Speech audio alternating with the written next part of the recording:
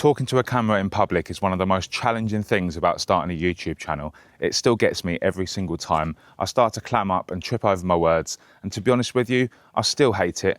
But using the 7 tips that I'm going to give you in this video allowed me to go into central London to make the majority of the footage that you're going to see today. So let's get into it. So tip number 1 is to realise that most people just don't care.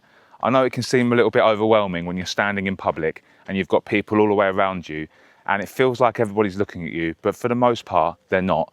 Even if they look at you for maybe 1 or 2 seconds, they're just going to go about their normal day and forget that you ever existed.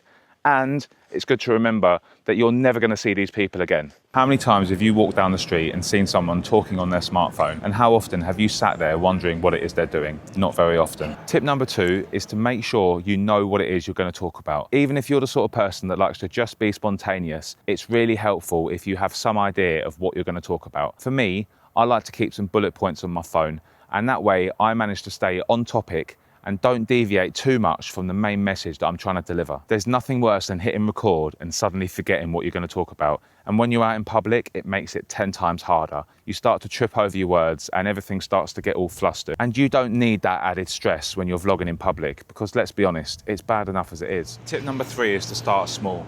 It's all good vlogging in public in a busy city like I'm doing today. But if you're not used to doing that, it can be a little bit overwhelming. So my tip for you would be to find a nice quiet street to start with. I started vlogging in public in small villages like this, where there's hardly anyone around, and even if I do see someone, they don't know me. So you might have to experiment with this. For me, I like to film in a busy street because, like I said before, I feel like I can blend in a little bit better. And when I'm on a quiet street, I just feel like everyone's looking at me. So take here, for example. There are so many people around, and there's also so many people with cameras that nobody's really paying me a second glance. And if they do, it's only for a couple of seconds, because let's face it, I'm not that interesting. Tip number 4 is to keep it moving. There's nothing worse than standing still in a crowd, knowing that all eyes are on you. When you keep moving, you're essentially running away from the people that are looking at you. And it's a little trick that I like to use to really help me mentally when I'm vlogging in public, knowing that people aren't going to be staring at you for too long, and even if they do, it's only going to be for a second or two while they continue to go about their day. Tip number 5 is to use discrete equipment. Now today I'm standing here with an Osmo Pocket 3 on a tripod, and it's anything but discreet, and I wouldn't use this in central London. It's almost expected now that as you walk around the streets of any big city or small town, you're going to see people using their mobile phones to film themselves and what's around them.